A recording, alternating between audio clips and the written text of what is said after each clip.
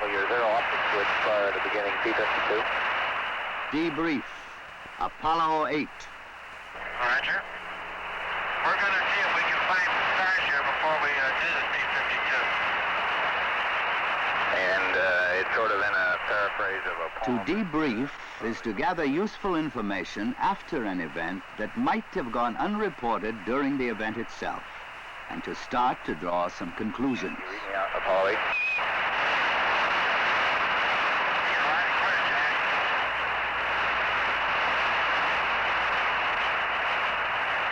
Okay, it was the night before Christmas and way out in space. The Apollo 8 crew had just won.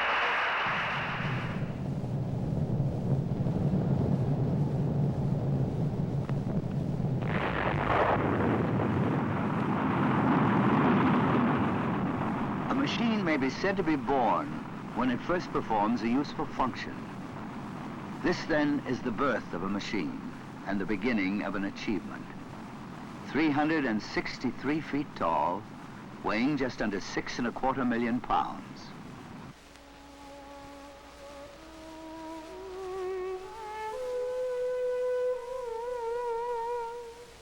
Capable of 180 million horsepower, the first stage engines came from Louisiana. The second stage came from California, as did the third. They were proved out for the mission in Alabama. The vehicle destined to make the moon touchdown in a later Apollo mission comes from New York. The guidance and navigation equipment within the narrow instrument ring grew in Wisconsin, was checked in Massachusetts. Electromechanicals within the command and service modules are from Florida. Display systems from New Hampshire. The astronaut spacesuits are from Delaware. The mission commander was born in Indiana, grew up in Arizona.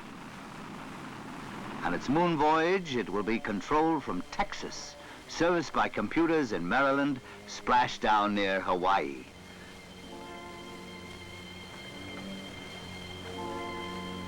The giant crawler on which it rides was made in Ohio. The genius and sweat of literally the entire nation ride the mission.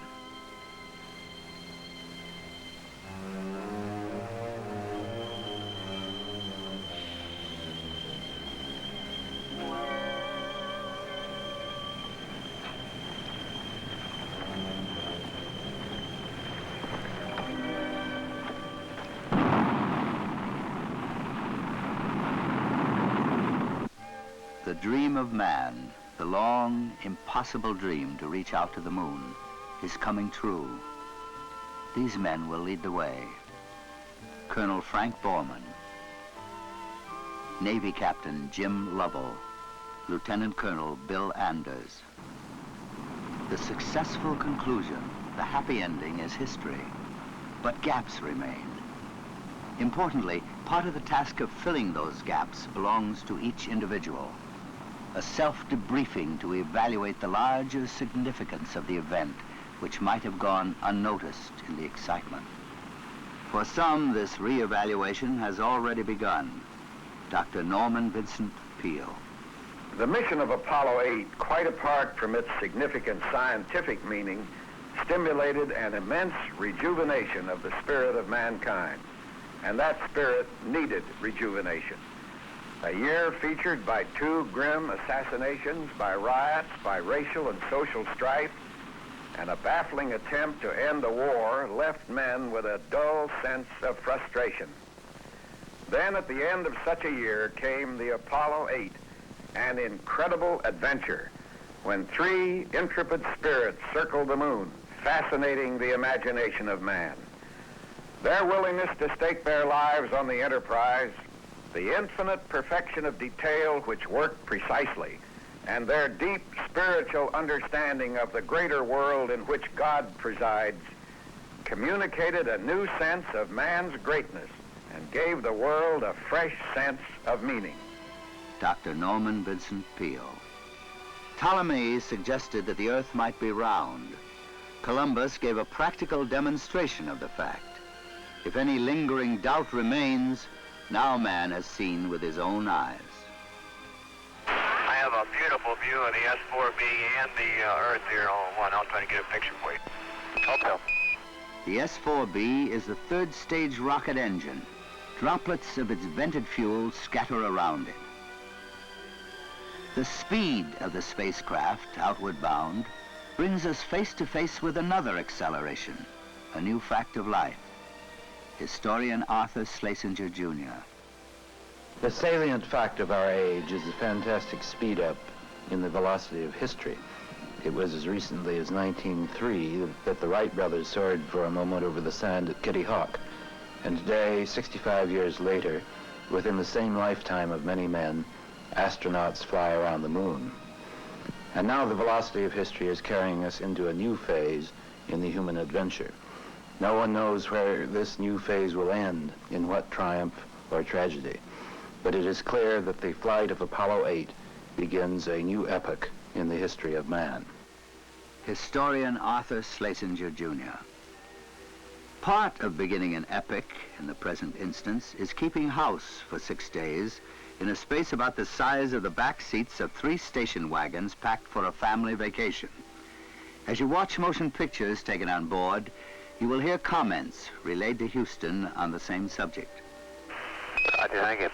Happiness is bacon squares for breakfast. If you don't eat them, I'll bring them back. We'll polish them off here. Okay, Houston, Apollo 8 here. I stand corrected. William had 1 Marathon. He didn't tell me about it. He snuck it. Part of the astronaut's working gear is a helmet holding earphones and microphone in position. It's called a Snoopy hat.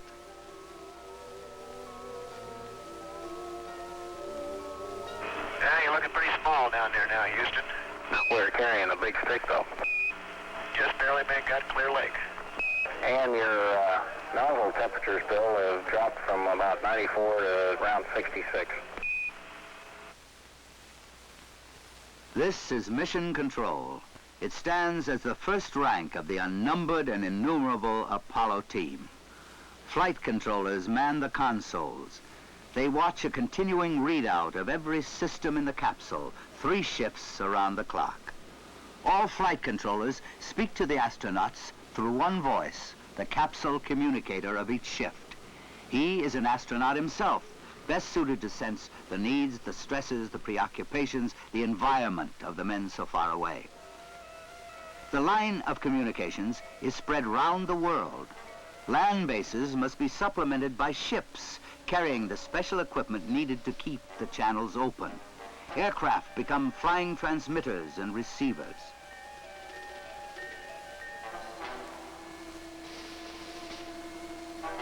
Other nations help with deep space communications. Australians join the team in Canberra, Spaniards in Madrid. The third base is in California. Men, women, and machines spread round the world. This team is knit by faith, an acceptance of responsibility for perfect performance. It stretches back through the ranks to each workman involved in American industry. They kept faith in a spirit of dedication to excellence. The successful completion of the mission is a witness to how they came through. And once achieved, this dedication may be applied in other directions. Henry Ford made comment. The courageous voyage of the Apollo 8 astronauts has done more than extend our knowledge of the universe. It has enlarged the spirit of man.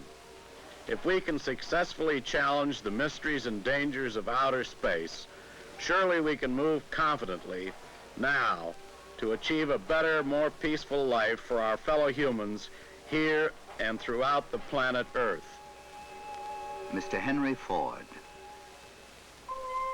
Not all giant eyes and ears on Earth are turned toward the spacecraft. The sensing machines of the Space Particle Alert Network face the sun. From our life-giving sun streams a hail of infinitely small pieces of matter.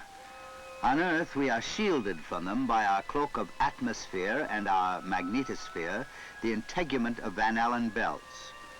The men and women of SPAN monitor sunspot and solar flare activity, looking for clues to an imminent rise in the stream of potentially hazardous space particles.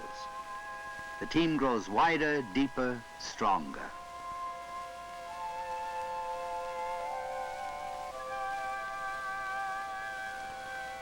History repeats itself in paraphrase.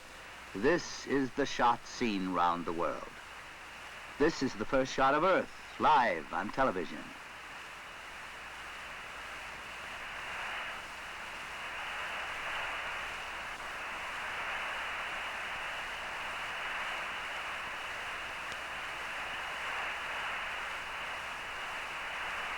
The mission was conducted in the plain sight of the entire world, literally. Happy birthday, Mother. Back in 1961, when Apollo goals were first set, President Kennedy said, "Whatever mankind must undertake, all men must freely share." Apollo 8 remained true to that pledge. On television, it gave us a new look at the moon and a new look at ourselves. This is Thomas J. Watson, Jr. 10 years ago, it seemed probable that Russia would make this flight before us and would make a moon landing first as well. With the Apollo 8 flight, it becomes obvious that we have moved into the lead. We can be thankful that the United States has shown the world once again that it can accomplish any tasks it decides upon. Thomas J. Watson, Jr., chairman of the board of IBM. Direct from the deep space tracking antenna in Madrid, these pictures were passed along to the Eurovision network, to London, Paris, Rome, West Germany, Scandinavia. They were seen in Warsaw, Prague, in Moscow.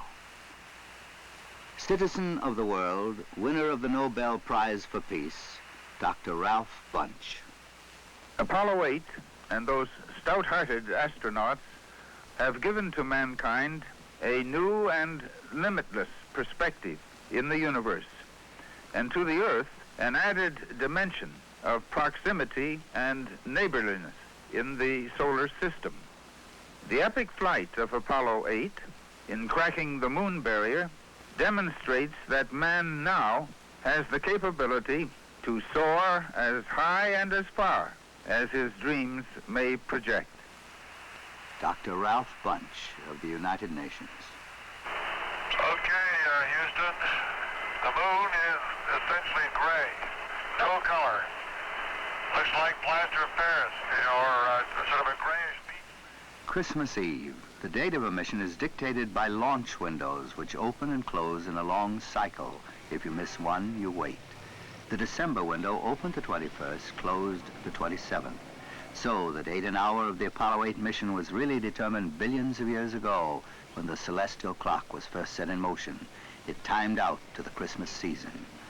Bob Hope reported a Vietnam reaction. All joy, believe me, all joy. The men I spent Christmas with have a lot on their minds, but the Apollo 8 trip turned out to be as important as anything. What the 3 astronauts did rubbed off on a lot of guys. Everybody grew a little tall, and that was double if you were away from home. And I think it'll be months before we know how much it meant to all of us and all the people of the world. Bob Hope. It was Christmas on Earth and on the moon.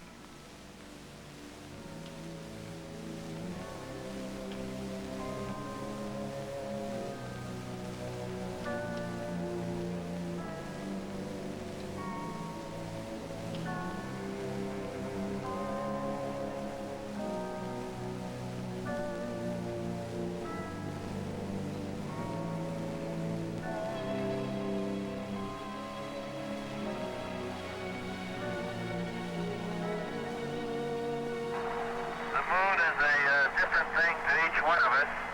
I know my own impression is that it's a vast, lonely, forbidding type existence or expanse of nothing.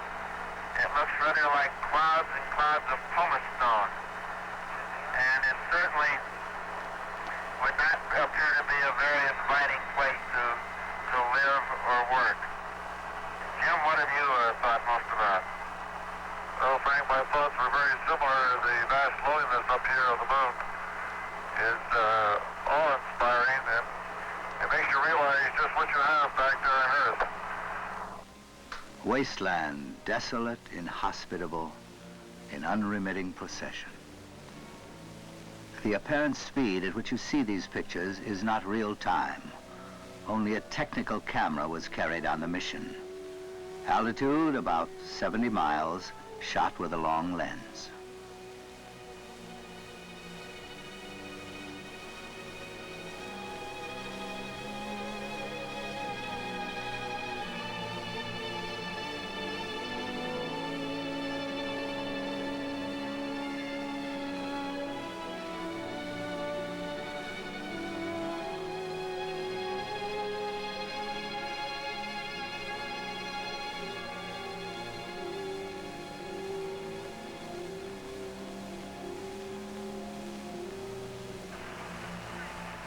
Mike, I think I can say without contradiction there's been a mighty long dry spell up here.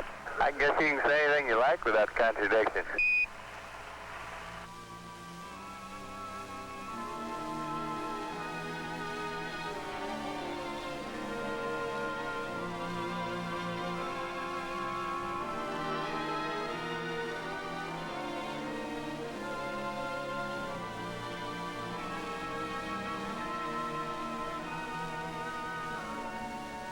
This film was taken through an optical sighting instrument on board the spacecraft. Two separate images converge on the single eyepiece. It was intended only for space navigation. Navigation in space requires 3 dimensions instead of 2. Scientific sextant observations made on Apollo 8 were a practical, potentially vital gathering of scientific data. Taking the longer view of the scientific value of the mission, comment was made by Dr. Leo Goldberg, astronomer. I believe the Apollo 8 mission will ultimately prove to be of enormous scientific importance as a vital step that had to be taken before men actually land on the moon.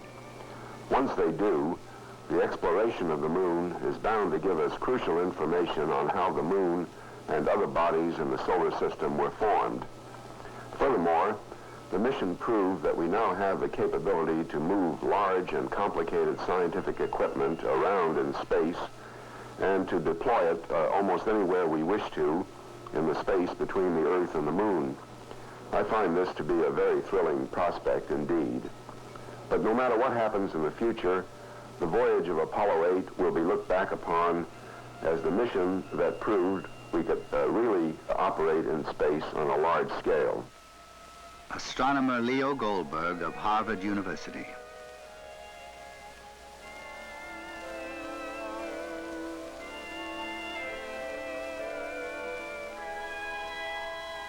The condition of zero gravity, when you get accustomed to it, has some very practical applications. The command module on Apollo 8, serial number 103, did not change at Christmas, but there was talk of reindeer and Santa Claus. Right, he was looking for a chimney on 103 here, but he didn't see any. You could have left the hatch unlocked for him. I'll think about that one. Think real hard, Jim. ECOM says he could have slipped down the steam duct. Sounds good about that time, Bill. It was boiling water.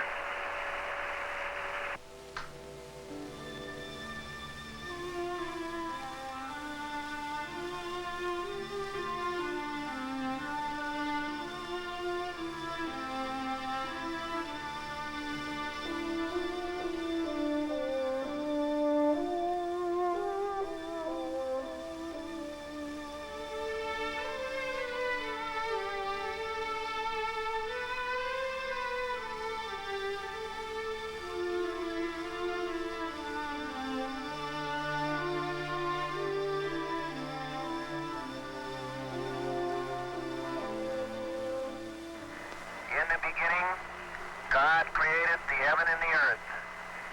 And the earth was without form and void, and darkness was upon the face of the deep. And the Spirit of God moved upon the face of the waters. And God said, "Let there be light." And there was light. And God saw the light, that it was good. And God divided the light from the darkness.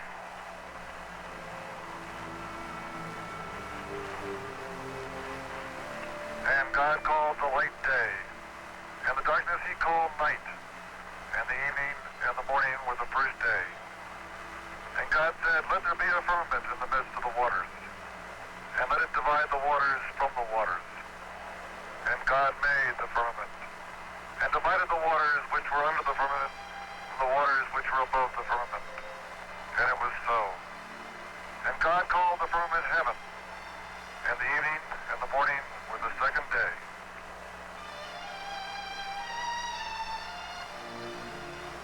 And God said, let the waters under the heaven be gathered together into one place, and let the dry land appear. And it was so. And God called the dry land earth, and the gathering together of the waters called he seas. And God saw that it was good. And from the crew of Apollo 8, we close with good night, good luck, a Merry Christmas, and God bless all of you on the good earth.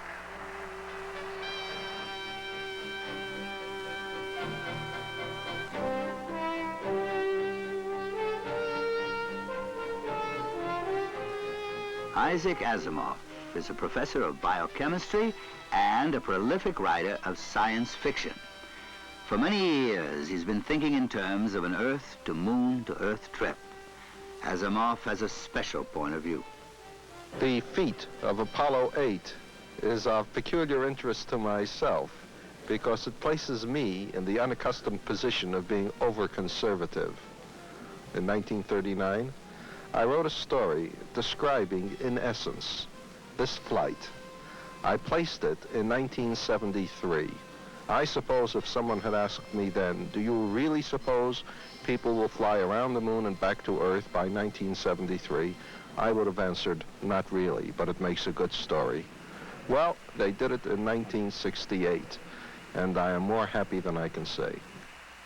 Isaac Asimov stands with one foot in the world of science and one foot in fantasy to take a fictional look at the future, and underestimates. With both feet in the practical world that now includes outer space, a comment from the returning space capsule during a TV transmission starts us off in another direction. We have you about 180,000. Looking at yourself. Alright, you're looking at yourselves as seen from 180,000 miles out in space. Mike, what I keep imagining is if I'm some lonely traveler from another planet, what I think about the Earth from this altitude, whether I think it'd be inhabited or not. Friday, December the 27th. Re-entry, splashdown, acquisition, recovery. The last 15 minutes of the flight began at a speed of almost 25,000 miles an hour. Then, only 5 miles from the appointed rendezvous in the Pacific, it ended, speed 0. If a machine may be said to be born when it performs a useful function, perhaps it is said to die when that function is fulfilled. And having died, it will be enshrined next to its still young ancestors, the aircraft of Orville and Wilbur Wright, Lindbergh's Spirit of St. Louis. But this is not an end, far from it. It is part of a much longer plan.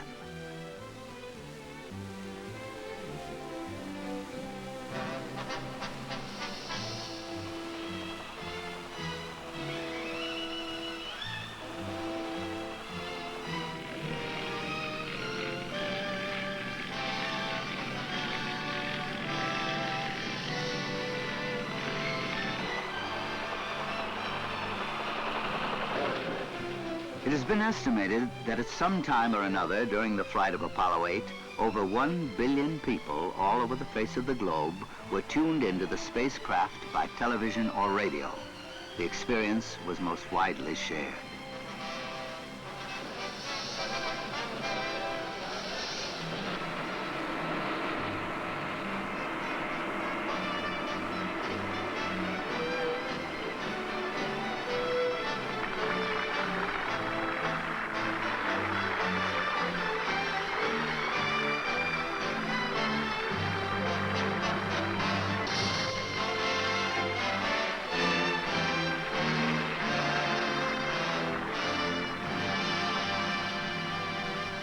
The astronauts return to the world of men, but there's more. A week to the day after the Apollo 8 splashdown, another Apollo spacecraft had taken up its position on Pad 39 at Cape Kennedy. The countdowns by calendar and clock have begun to bring it to the same moment at which we first saw this Apollo 8 the night before it was born. As launch windows open and close, the next missions move forward. 2 test flights of the lunar landing vehicle, and then the proposed landing on the moon. And plans are in the making now which include flybys of other planets, visits to what Dr. Bunch calls neighbors. Eric Hoffer is a writer, until recently a working longshoreman, whose deep insights into the nature of man have stirred the thinking of many. Let me quote Eric Hoffer's words.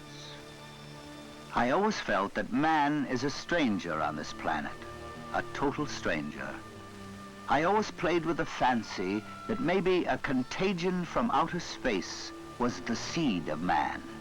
Hence our preoccupation with heaven, with the sky, with the stars, with a God who was somewhere out there in outer space. It's a kind of homing impulse. We are drawn to where we came from. And I'm just tickled to death that this thing is being done by squares, you know, by average Americans, not by these pretentious intellectuals, because this is the great genius of the average Americans. They take something momentous and make an unmomentous thing out of it. And by the time they are through with it, traveling into space and to the distant stars will become routine. This is why America is an ambiguity in the world, because we make it so that there are no exceptional persons required to do anything.